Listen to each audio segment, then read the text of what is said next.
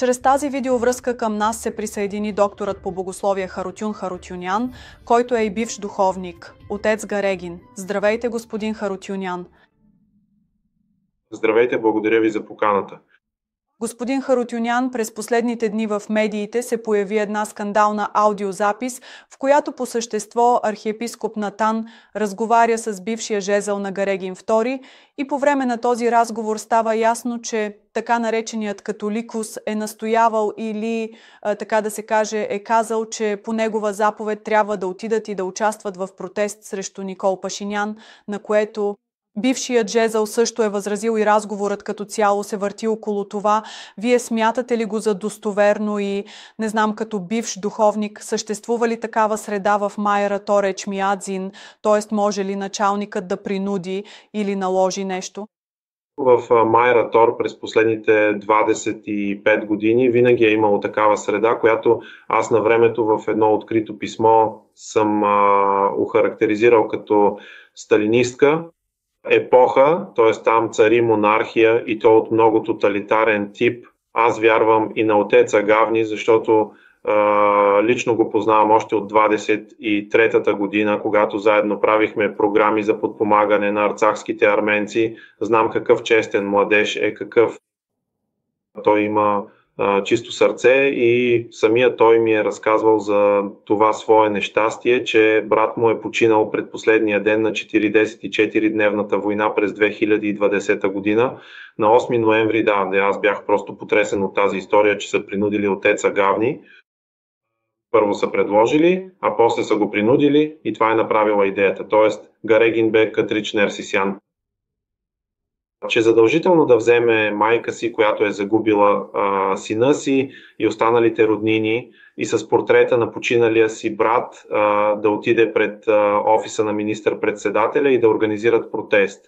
И понеже баща му е отказал това предложение, като наказание са го принудили да се премести от село Дереник, този път от област Кутайк, в Ванадзор и да служи до църквата, до катедралата в Тома, но първоначално той е имал редовни проблеми с грижите за майка си и се е обърнал към католикоса да го премести по-близо до Ереван, защото майка му се е нуждаела от неговата подкрепа. Но тук можете да видите степента на тази жестокост и садизъм. Не. Карин Грич Нерсисян отхвърли всички тези предложения. Защо? В резултат на това този прекрасен духовник е написал своята оставка и той доброволно е подал молба да бъде освободен, т.е. да напусне братството на майката катедрала Свети Ечмиадзин. Броят на мечтите на Атан Ованисян беше просто обявен. Той каза официално, така да се каже, проверката беше дали наистина си решил окончателно, искаш ли да си тръгнеш от нас или какво е и ако забелязахте това. В разговора няма никакво съчувствие към този млад човек, въпреки че той разпалено разказва за своите чувства. Неговата болка е много ясно видима в думите му, но той, Тан, говори в много спокоен стил, казва: това беше пакетът, китайският край. А втората част на разговора беше много по-интересна за мен, защото там разговорът се води за Натхан Ованисян, т.е. дисциплинарно. Между председателя на комисията и координатора на този конкретен офис, а именно отец Паруир, разговорът е такъв, сякаш просто преместват някакъв обикновен продавач от голяма верига супермаркети от едно място в друго, в друг техен филиал. Тоест, толкова професионално, толкова бързо и безцеремонно казват: няма никаква нужда да те викат повече. Край, всичко е решено, въпросът е окончателно приключен. А каква е всъщност ролята на дисциплинарната комисия, господин Харутюнян? И в този случай как би могла да се намеси, например, в рамките на случая, който се случи с отец Агант? Много добър въпрос е, защото по времето, когато аз служих, изобщо нямаше дисциплинарна комисия и просто с подписа на един човек, т.е. на католикоса, съдбите на хората се решаваха, за някой се пишеше обяснение. Например, за непокорство. Например, споменал съм, че преди мен Варда Пет Маштуц, роханинът, духовният пастир на Виена, беше отстранен по този начин, а той беше отличен студент в местния университет и много хора го уважаваха и почитаха този духовник и да кажем, че му оставаха само 3 месеца за да завърши магистратурата си. Но католикосът му каза: не, върни се при мен, не ми трябва твоята диплома. И понеже този младеж отказа, просто заради желанието си за свобода го низвергнаха. Но ние, понеже няколко пъти подадохме жалби, преди няколко години създадоха дисциплинарна комисия, но тя е просто за бизнеса. Тъй като сте арменска жена, не мога просто така да ви кажа какви личности са замесени в тази спешна комисия. Това вече е за 18+, отнася се до какви епископи са там, какви нрави имат. Само ще кажа за Натен Ованисян, че всички момчета, които служат в църквата, знаят, че прякорът на този човек е Наташа. А когато ние постъпихме в семинарията, имахме един много добър преподавател, който беше от София. На сутринта самият той беше завършил консерваторията. Също учеше, както някога почтения Нейтън беше студент в консерваторията, каза на момчетата: внимавайте, не се ръкуваме с този човек, не го целуваме, не разбирахме какъв е проблемът, но трябваше да го направя, играехме футбол. По това време той беше министър-председател, идваше при теб, усмихваше се и казваше: защо сте облекли тези дрехи на краката си, изкушавате ме? А тези момчета от курса или надзорникът ни казваха: в никакъв случай да не отивате в стаята му, да не влизате, опасно е. За да завърша тази картина, ще кажа, че когато отидох в Лондон на една екуменическа визита, бях там. Представителите на арменската общност, които живеят там, казват: ние не искаме да получаваме причастие от Натаниел, той тогава беше един от лидерите там, в Англия. Защо не искате да получавате причастие? Казват: защото той винаги ходи навсякъде заедно с зет-си. Попитах какво означава това. Във всеки случай това не е просто скрит хомосексуалист, а открит, и това е тъжното. Какво с такива хора ли е напълнил Ктрич Нерсисиян дисциплинарния съвет, за да им диктува каквото си иска, а те да приемат? Там уж се обсъждат някакви неща, но той им налага каквото си поиска, а те го приемат безусловно. Решението се приема с да, изобщо без никаква съпротива. И това, което е тъжно за мен в този процес, е, че няма никаква прозрачност. Тоест, те формално обявяват, че сме се обадили, говорихме с някой от следващия кабинет или сега вече пишем някакво писмо до отец Арам за мината, без никакви основания ги викат. Но за разлика от това, ако, например, има съдебен процес, да кажем в нашата демокрация, изобщо държавата признава, ние правим това публично, не е като процеса на Баграт Галстян или Микаел Аджапахян, където дори проклятия се изричат, говорят в съдебната зала или, да кажем, в техните пламенни речи или на дисциплинарни събрания. Не, те не пишат, не казват защо са поканени, не казват какво се обсъжда там. Всичко е тайно, зад затворени врати, с национални пари, обучени, образовани. Те си играят със съдбата на младите духовници, т.е. това е просто продължение на диктатурата на държавата, нищо повече. Гена Рутюнян, правилно ли разбрах от думите ви, че в църквата в момента цари такава атмосфера, за която дори не смятате за подходящо да говорите публично? Правилно ли ви разбрах? Аз никога няма да си позволя да говоря на тези теми с арменска жена, нито пък да ги изнасям публично пред обществото, да разкривам подробности, защото наистина е ужасяващо. А какво са направили те? Защото и в това отношение има много обвинения към католикоса, към неговия брат, но все пак вие като човек отвътре, като духовник, като човек, който е общувал лично и с тях. Да, бих казал, че те са абсолютно далеч от призванието на духовника, т.е. те са се занимавали с семейен бизнес. Третия брат на техните братя е бил управител на трапезарията на Майра Тор. Сега е станал кмет на село, мисля, че се казваше Воскехат. Там има 4 кладенеца или както се казваше селото. Той е кметът на това село. А те са разполагали с всичко, както са искали. Дали става дума за дарения или за съдбите на хората, те са се разпореждали както им е било угодно и най-ужасяващото е, че са служили на специалните нареждания на Русия. Когато за първи път дойдох в Германия, Тук вече разказваха за Гари Нерсисиян. Казваха, че докато е бил министър-председател, 2 пъти месечно е влизал в съветското посолство в сгон, а някои хора дори са ходили, снимали са и така нататък. Има документи, писма, писано е за това и във вестниците на Западна Германия. Преди това уж няколко години е учил в Виенския богословски университет, но той няма нито диплома, нито изпитен лист. Както често казват, при нас е наистина като на много сериозен изпит, дори тетрадка няма, а после един ден, по един доста конкретен и определен начин, е изцяло разкрито това негово нещо, което е било скрито. Фактът, че е бил таен служител е довел до това, че през нощта са го арестували с белезници и са го депортирали в Съветския съюз в Москва. А и уж той там също е написал някаква надежна книга, т.е. аспирантурата на масите.